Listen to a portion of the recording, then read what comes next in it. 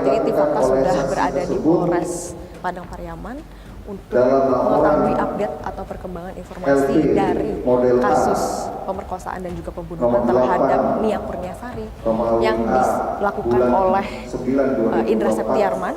Dan saat ini di Polres Padang Pariaman ini akan mengadakan konferensi pers yang langsung disampaikan oleh Bapak Kapolres Padang Pariaman, yakni Bapak AKBP Ahmad Faisal, mengenai tersangka baru atau tersangka tambahan yang nantinya akan ditetapkan terhadap kasus pemerkosaan dan juga pembunuhan terhadap Nia Kurniasari ini. Kita nantikan fakta selanjutnya. Pelaku ini atau tersangka ini merupakan saksi yang merupakan kerabat terdekat dari tersangka sebelumnya di kasus pembunuhan dan pemerkosaan IS.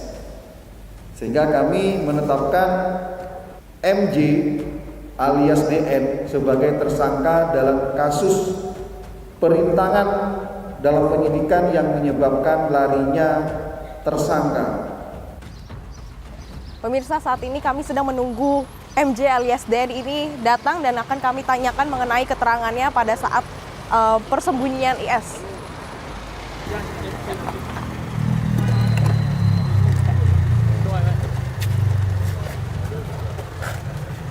Bang, bagaimana pada saat proses persembunyian IS? Apakah Anda membantu IS dalam pelarian? Tidak. Seperti apa, bisa dijelaskan?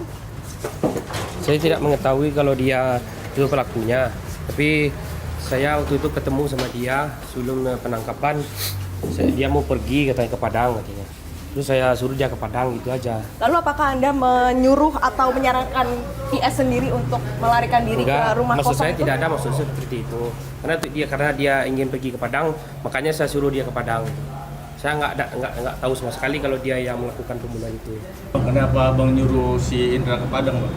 Tapi katanya dia mau saya nyampe di sana, dia langsung lagi beres-beres mau ke Padang. Katanya mau kemana? Katanya dia mau ke Padang katanya. Setelah terima gaji terus dia langsung kalau Padang langsung aja ke Padang katanya. Kata saya sama dia. Berapa kali Abang ketemu sama Indra? Satu kali itu aja, nggak lebih. Begitu saya nggak ketemu sama dia lagi sampai sekarang.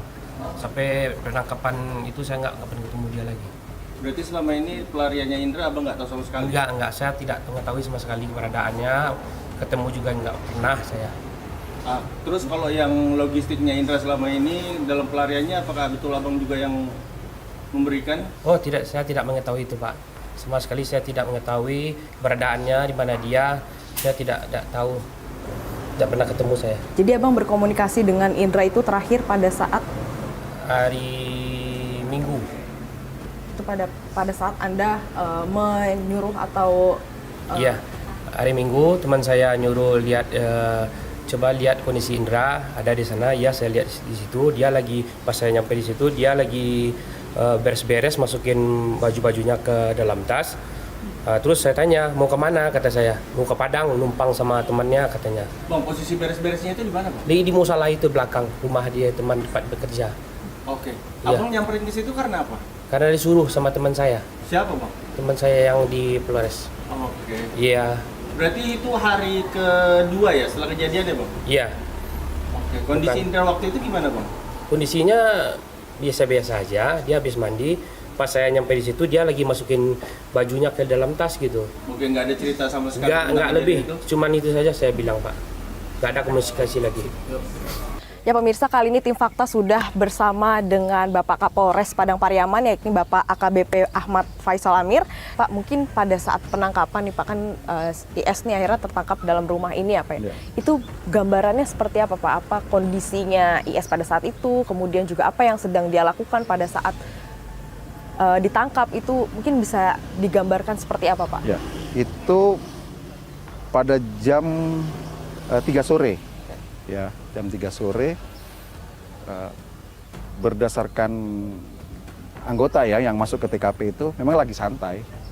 Karena pada saat itu lagi menggunakan ini ya celana pendek ya, lagi santai, sedangkan celananya sedang dijemur di belakang. Itu memang suasana santai yang berdasarkan penyampaian dari anggota.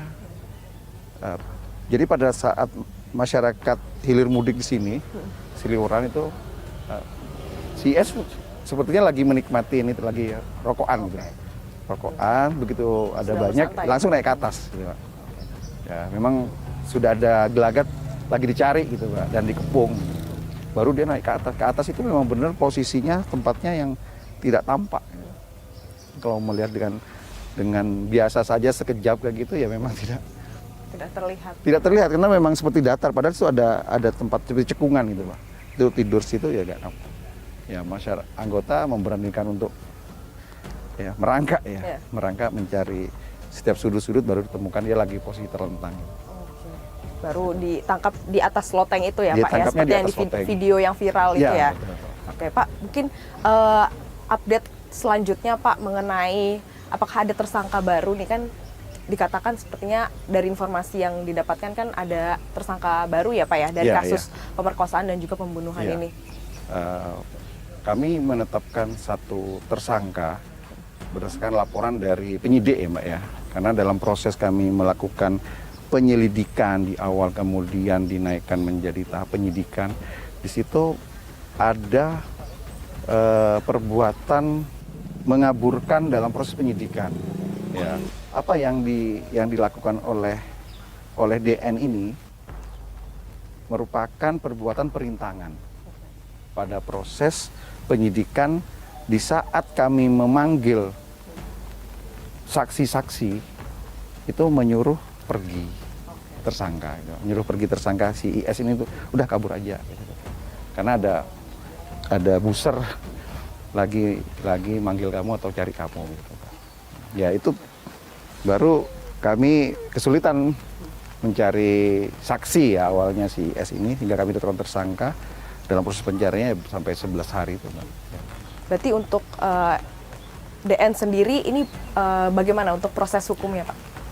Ya kami tetapkan tersangka di pasal 221, kasus perintangan yang menyebabkan larinya tersangka. Untuk hukumannya sendiri? Hukumannya diancam pidana 9 bulan penjara.